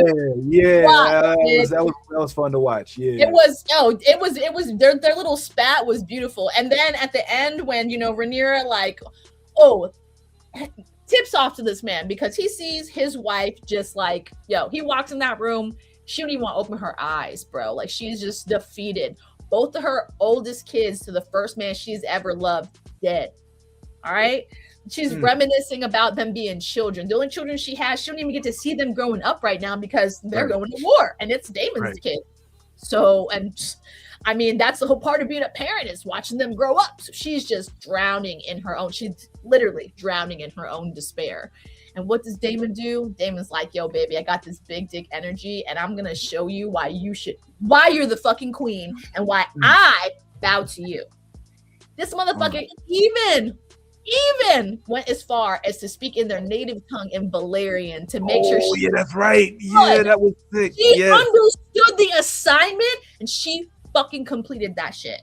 He was like, babe, your father said he saw you in the fucking story of Fire and Ice. I have seen the white-haired girl with dragons at her breast. Mind you, I think he was talking about somebody else though that we know, but either which way, white-haired girl, the parallels, you know what I'm saying?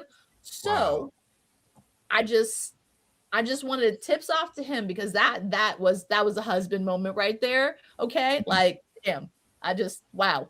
And what does she do? Bitch is crying. She looks like hell. She's like, you know what? Put my arm around. Let's fucking go. Let's do this. Let's fucking get my kingdom. And Damon, you're gonna be at my side. Fucking murder these motherfuckers. Let's go. And guess what? They walk out that bitch like they're about to like throw the biggest, baddest fucking party. They walk into the council. The council's like, my queen, you can't go. Well, what if you die? She's like, listen, bitch, I'm done talking. We're flying. Bye. She takes off, okay? And before they take off, Damon tells the boys, listen, this is what we fucking do in little Ulf and your little whatever the fucking other dude's name is. Y'all gonna fly around the castle. Nobody from the air attacks us. But you're not to think. You're to do. Once you're done, you're to go to Harrenhal and to finish what the fuck I told you to do. Anything else? That's it. That's all I need you to do. Don't think. Listen. Do. Act. Understood? Yeah. Ulf's just sitting there. Yes. Yes. They go. They fly around.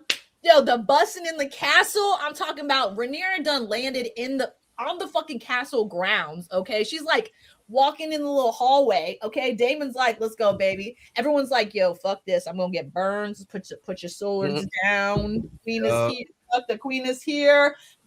Queen.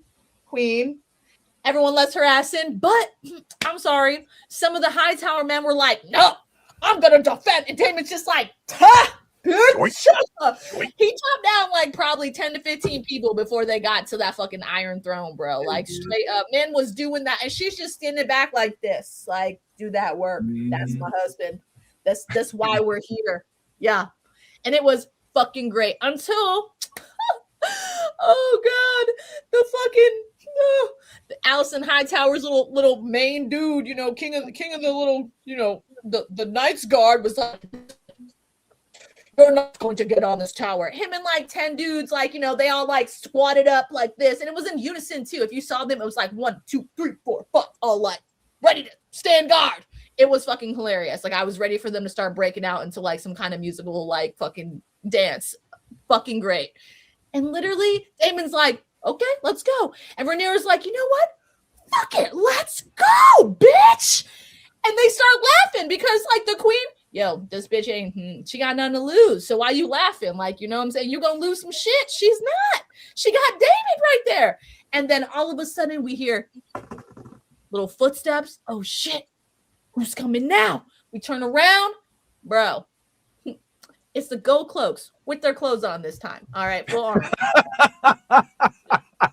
And gotta be specific. I mean, visuals are everything. You know what I'm saying? Like we're, you know, so yeah, the Gold Cloaks are here, and they're like, for the queen. Yo, my moons. I'm just saying, this was a monumental moment. But before this happens, though, yo, Allison's, I'm not gonna lie, yo, that scene with Lord Jasper in her chambers when she was trying to escape, bro. I'm not gonna lie, I did not think Allison was gonna make that shit out. I thought some shit was about to happen. We were about to see some shit, but yo, lo and behold, okay, the Maester came in, caught that motherfucker red-handed, and justice was served immediately. So I mean, good things can happen in Westeros. Not everything got to be about, you know, bad shit. So on the way to the throne room, you know, after Daemon, you know, knocks down everybody, the Maester's like, I have a surprise for you. Do you want to see who I've kept in the dungeon for you?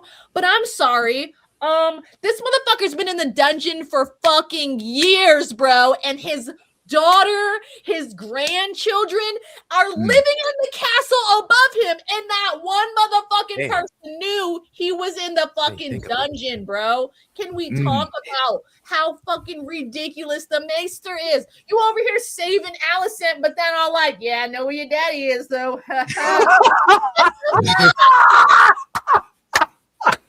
the fuck? He's like, I'm gonna save I can save my life. He's the one thing. I know. The king is not here, but I can save my motherfucking life with this one man. Mr. Otto Hightower, bro. And I'm sorry, but the dungeon food must be great because man was eating. Okay, like, bro, he came out of the dungeon with a dad bod. How the fuck you come out? And I'm not talking about just like regular dungeon people. There were like, people in the this motherfucker was like deep in the depth. They had a fucking torch. Oh my god! He's out here like this with a fucking torch, looking through the dungeon. Like after he went on this journey, like the laugh. Fucking Damon is, oh god, that man is beautiful because when I got to see the man behind the fucking door, yo, and the bond that came with it, I was like, wasn't he skinny at one point? They be eating good in that dungeon. God damn, like, you know, we need to talk about this shit. What they be feeding him? And what do? They take him to the throne room and well, Mr. Otto Hightower, you will be the first on Rhaenyra's list to chop down, or should I say multiple chops, because, he even asked if Daemon can do it so he doesn't get butchered. And what does Rhaenyra do? She fucking, boom! Didn't get him in the neck. She got him in the shoulders. And I'm not talking about just like a little she like stuck the knife in and then had to fucking take it out. And then cut his head off. It was fucking beautiful. Listen, this show, the parallels, the writing, the action, and all of this is happening while Aemond is taking down Harrenhal with that one eye. But we don't have this covered anymore. We're gemstoning this out. Okay. Our free days, the eye patch is gone. Okay, you're gonna see that dragonstone in that eye, and he marches up to Harrenhal with his dragon, and just you get to see them literally. I'm not gonna lie, if I had to die by dragon, I think I would have liked to go out how the dudes that got the building knocked out on them and immediately crushed. That would probably be the way I'd want to go because the burning shit, the on fire sounds nuts. Fuck that, bro. Like, nah, look at Aegon's face. No. So this shit is nuts. And what does he do? He storms the motherfucking castle. Okay, he's like, ha ha ha, here with my dragon now. And what does what is the Lord of Harrenhal? Oh, hey, we weren't expecting you, bro. Are you trying to die? Like, famous last fucking words right there. Okay, and Aemon's like, draw your sword. He's like, my lord, I haven't drawn a sword in years. We'll fucking find one. And he's like, is there some other way we can satisfy, you in any other way? And Daemon's like, let me think. Die, bitch. And then guess what? He turns around, looks at his son that's like, Daddy, no, Daddy, and chops his ass down. Harrenhal is no lord or no like heir to the Lord. They're all dead.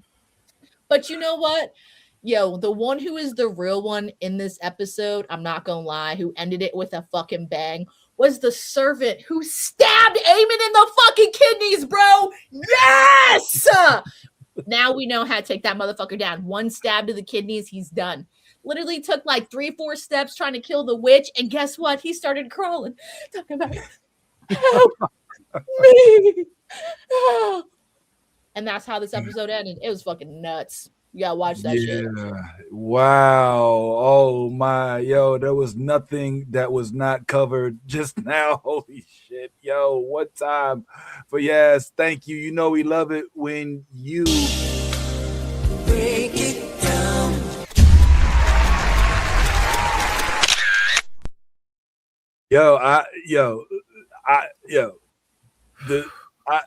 You brought up things I didn't even think about. Like I did. First of all, you have a keen eye for dicks because I didn't even really look. I was not. Like, there was so many. How did you not see it? So many, bro.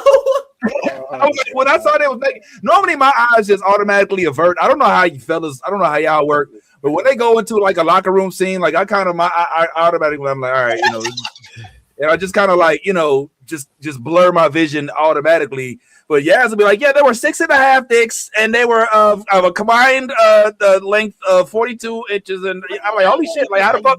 But I mean, you know, if there's like dicks, you gotta point them out, bro. They're like, it's like boobs. You know what I'm saying? But like, yo, like, oh, boobs. Well, you know what? I'm pointing out dicks now.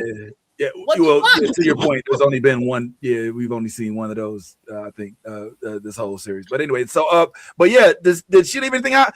I specifically loved how you pointed out the relationship element that happens with Damon and his former concubine, and how you brought that in, like, because that was a nice little subtle moment. Like, he's like, "Oh, you're my wife's new toy. Oh, that's cute. Oh, so how'd you work your way from being like, you know, in the whole house to all of a sudden you're right next to the queen? You want to talk about this right quick?" And she's like, nigga, where you been? You know what I'm saying? Like, you want to talk about that? And she's like, did you see where he kind of like laughed at her a little bit when he walked right by her? Like, he was like, she's like, "Oh, my queen, go and be great." And she's like, gives a serious look, and then he walked by. He's like, "Yeah, all right, please." Love that. Ty, you peep that?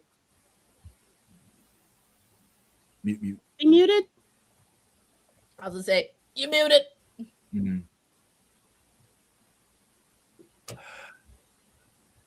There we go. Yo, it's so hard to even like Yaz does it so detailed to where it's like it's just really not much room to add, not much to add. But I don't know. I think a couple things did stick out for me in this episode. Number one, if you ever want to know what an asshole looks like, an asshole looks like somebody who doesn't even get a funeral.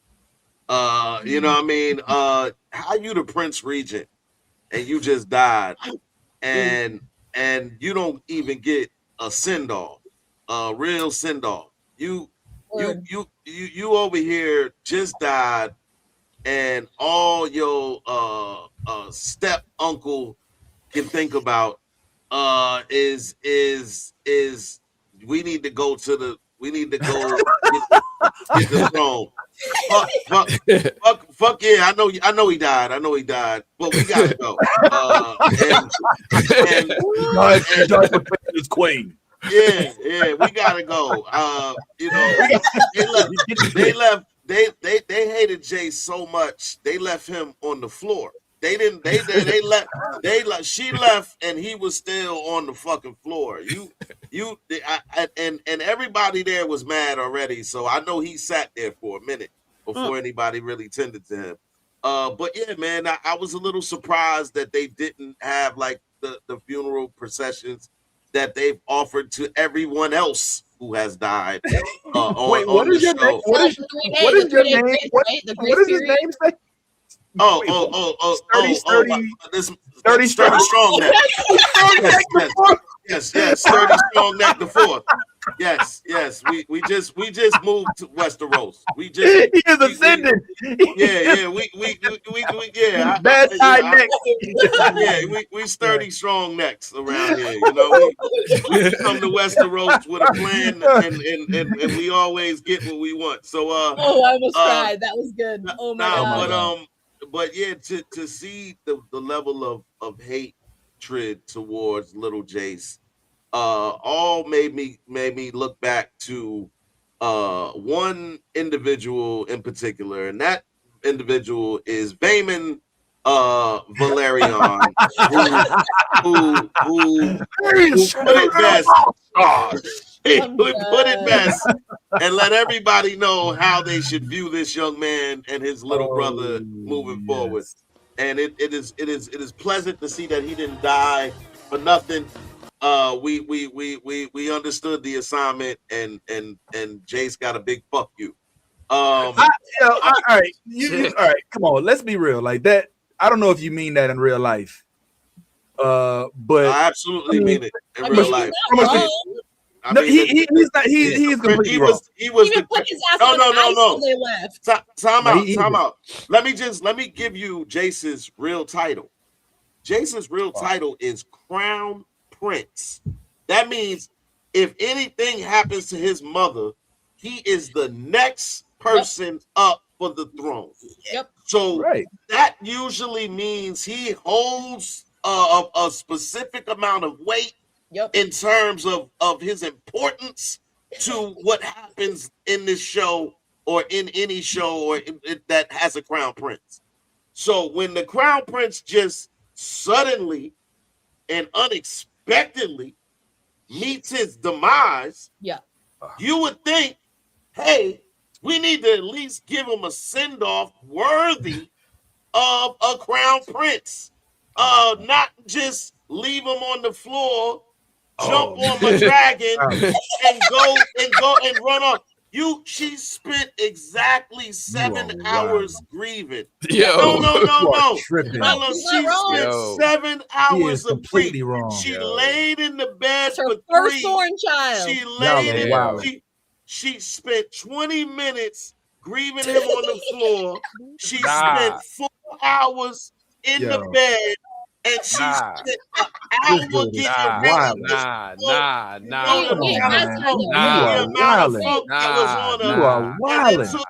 It took her a 2-hour ride to get to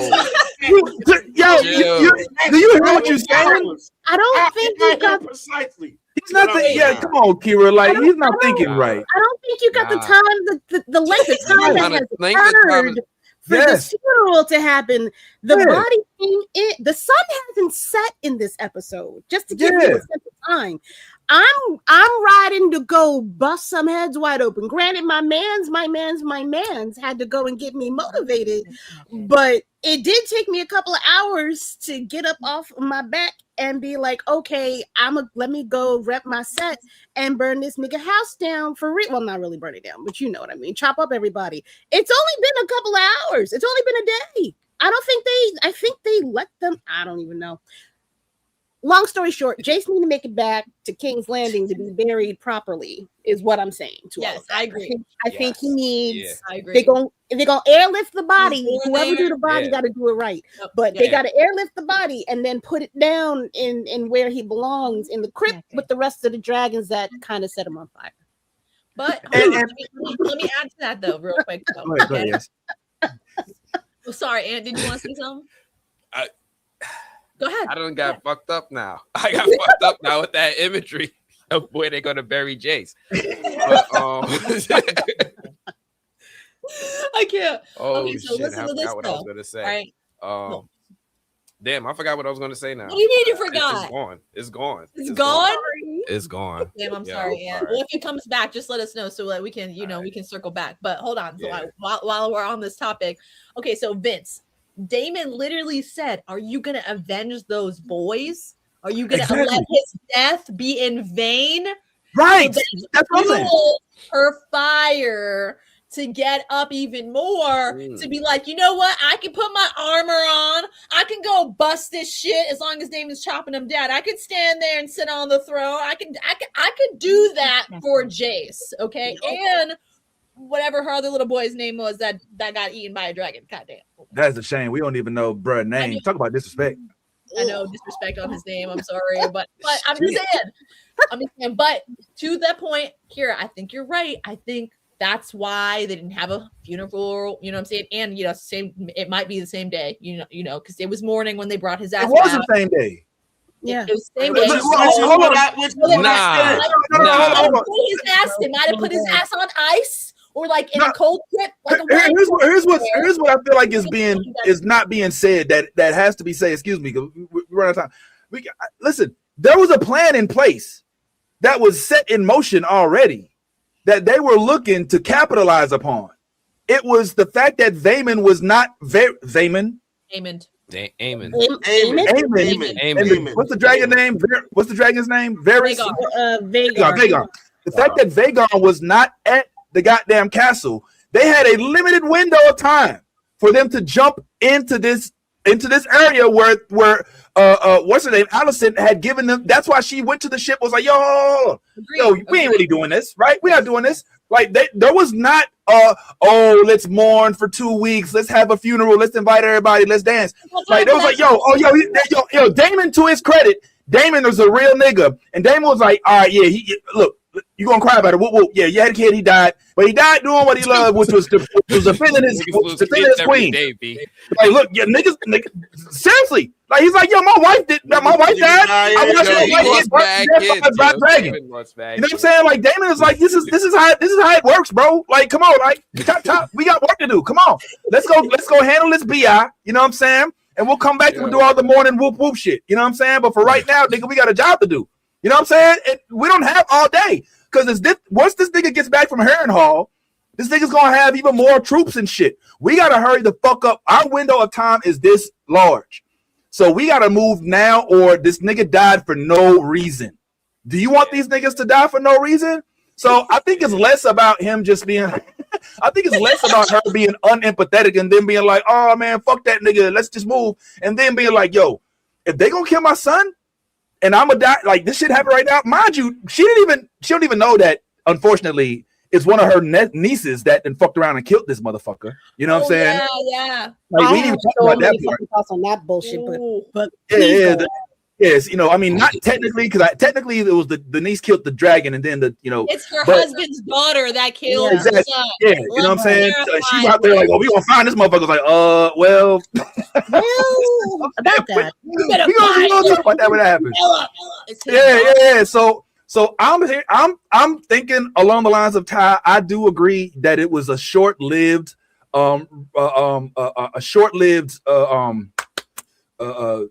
tribute, so to speak, but it was also a short window of time that they had to work with it, and they capitalized on it. And had they not, it would have been in vain. There would have been, what's that, 4 sons on both sides now that would have died.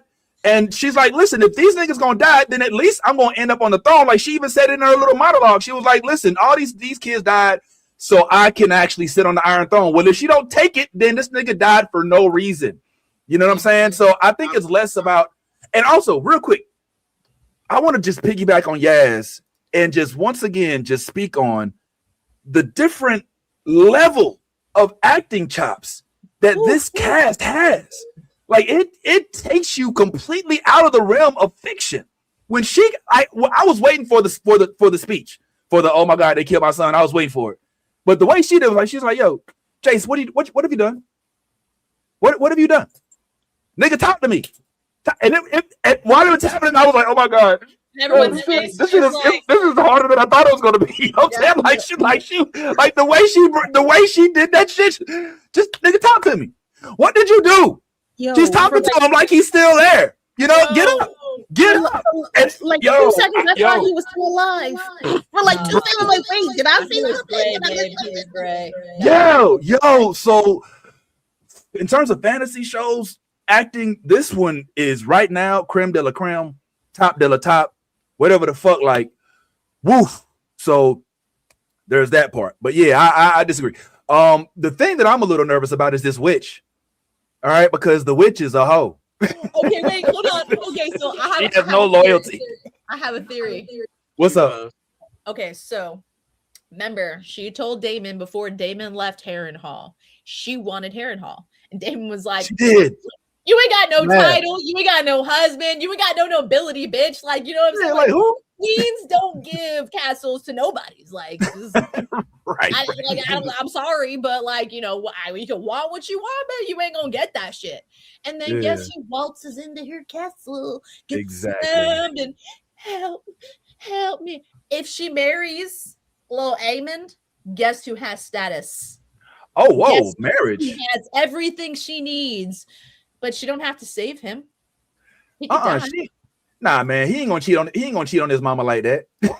He's not trying to. In the books, they have some kind of love affair in the books. Oh, okay. The two of them, yeah. Like, he goes to Harrenhal and meets his dream woman, which is the fucking witch. So. Oh. Yeah. Oh, but it's not a theory. This is okay. She's speaking. Yeah. No, this is like it's written. So I'm excited to see where this shit's gonna go because I mean, that bitch is sneaky and she just wants the castle and he's already dying. So I mean, if marry me or I won't help you. Just think about it. You know what I'm saying? Like, and then he died. I'm a widow, but I'm also the Prince Regent's wife. Guess who gets Harrenhal, bitch? And they also just tapped into Harrenhal having the Children of the Forest. Yep, the Children of the Forest. So there's a whole lot going on. Yeah, there's a whole lot going on. And yeah, that shit was funny as hell when old boy pulled up and he's in there eating. He's just like, draw your sword. He's like, hold on, just calm down. All right, we don't only get down like that. We weren't even expecting you. Like, yeah, you ain't even call or nothing. Like, you at least send a text before you just pull up on your dragon. And he's like, all right, well, I'm gonna get. And can we talk about the fact that my dog, the former hand to the king who was in the dungeon, was just chilling, and all of a sudden they're like, oh, here's a nigga we could kill.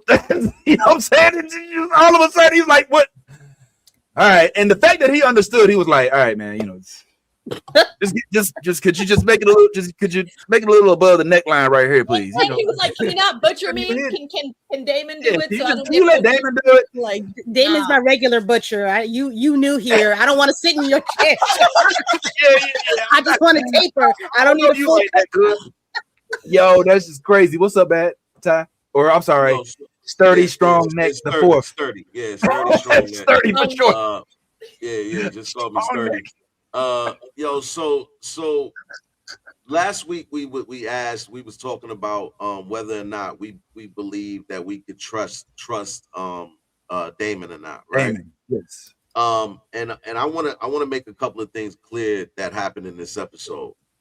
All right. So when they go to the castle, and why they went to the castle, which you've already kind of brought up, was because Damon pushed Rhaenyra to go despite her grieving her son's death, the crown prince. And he was like, no, yeah, let's go. So they pull up. When they pull up, Damon says, just me and you walking in there. It don't matter that we don't know what we can expect in there, but just me and you. They go in there.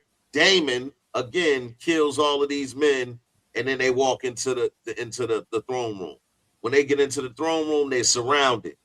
When the gold cloaks come in there, they didn't necessarily say they came for the queen. My man said, I came for Damon, who basically taught me everything I know and was the one who got me into the thing. Their allegiance, the gold cloaks, because remember, he used to be the head of the gold cloaks when Viserys was king. So like that, their allegiance is to their original leader, Damon. Damon goes up there and puts the sword in Rhaenyra's hand and tells her, I could do it. I could cut his head off, but then they all gonna look at me like I'm the king. Correct. So you need to cut his head off. So when he cut his head off, what did Damon do? Smile. He smiled. Why did he smile? Because he's already manipulating the crown. He's already doing what he wants to do. And he just realized, hey, I run the army. I run the Navy. I run all of that. Yo, this dude, he could smile. He could seem like he's all into Rhaenyra, but he'll never be more than her uncle to me. And that's what I'm saying. Like that's the call that husband shit. You was her uncle first. You gonna be her uncle last. And Uncle Daddy. It's Uncle Zeddy. Uncle Zeddy. I lost him in ball. Yo, but you hitting the point though. That's a good point. That's a good point. Because I was wondering. I legitimately was curious. Can you trust Damon? To Ty's point, do we think now? All right, like, do we have predictions that, like, obviously he's gonna do what you guys predicted? He's Damon. He's gonna do what he wants to fucking do. Or do you think he's gonna be behind her now that, like, we have this information, but do we use it against us? Like, do we use it for our good, or do we use it for evil? You know what I'm saying? Like, has his circle changed, or? I think that Damon, we can't trust him, but we also can expect him to be what he is, which is a conqueror. Like, he wants to fight. 100%. And he will use whatever tools necessary to do so. And right now, the biggest tool in his toolbox is Queen Rhaenyra. And he's going to use this shit till it's dull.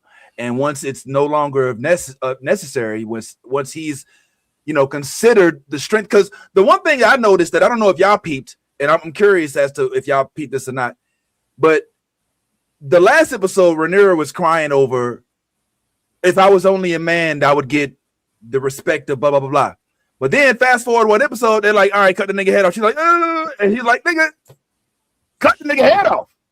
And she said, because you were just weeping about it. You were so straight. Like, you can't have it. You gotta buck up and be the strong person that you want everybody to see you as, if you also want the respect of that person with that strength. Hold on. Let's not forget that's her uncle. Right. That's her uncle. That wasn't a queen's duty. If that was true, that was the old dude that was trying to rape Allison, no problems. Right. No problems. He cut his head off with he said, whoop, after she gave him the fucking psych. Like that shit was fucking, he did a little dance, cut his head off. Like that shit was hilarious. Hold up, time out. Whose uncle? The dude that was in the basement. Not literal uncles, but like that was her father. Like she raised it, like Rhaenyra. It was Rhaenyra's dad's hand was the dude, like, and that's her best friend's of youth's father. You know what I'm saying? So she also, I think, knows in the back of her head that, oh shit, this wasn't a part of the deal either. You know what I'm saying? I came to, and that's why this look was like, hold up, bitch, like. I just left this castle. I just turned over everything to you, and what I get in reward is you kill my daddy. Like that's how we doing it. You know what I'm saying? Like I didn't see that as a part of the deal. We never discussed this, and that's what that last look before the episode ends is. It's like, hold up.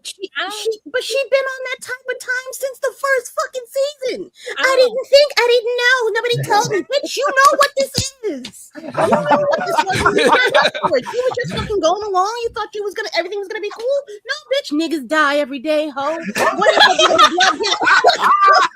Ain't no reason for you to think that you gonna lose in this, bitch. And what about your kids? You think your kids just gonna be sitting up there cool? Your son tried to make out with you and you were afraid to say no. You're gonna die. You're gonna die if you don't play along in this game. What she knows some bullshit. I don't like her. It's always gonna be Team Black in this household. I can't. That was so great, Karen. No, that's what it is, man. Well, I look, I'm here, man. I'm here for every last bit of it. Go ahead, yes, we gonna wrap up. I was gonna say, I think more that bless you, Aunt. I think more that look was more of like, I literally just gave you the keys to the fucking castle, and the first thing that you do is kill my dad. Like this, you know what I mean? Like, I thought we had an alliance. Like I was gonna be like. Right. We were going to be safe. Now all cards are off the fucking table. That's what this look is about. It's like, oh, fuck, shit just got real. Yo, just got real? I mean, shit, it's like, don't forget, my whole son had his head cut off. I mean, my grandson. Didn't that happen to, hold on, actually, that's not his no, yeah, that's her wait, hold the fuck up. That's Allison's dad. Well, no, I'm talking about in the last season, her son's son had his head cut off. Remember, son. That was Damon had the little baby boy's head cut off as back. And so like which was Aegon's son. With Aegon's son with the little blonde girl. With his sister. His sister. The blonde girl. Yeah, I said the little blonde girl. I forgot. We become numb to incest.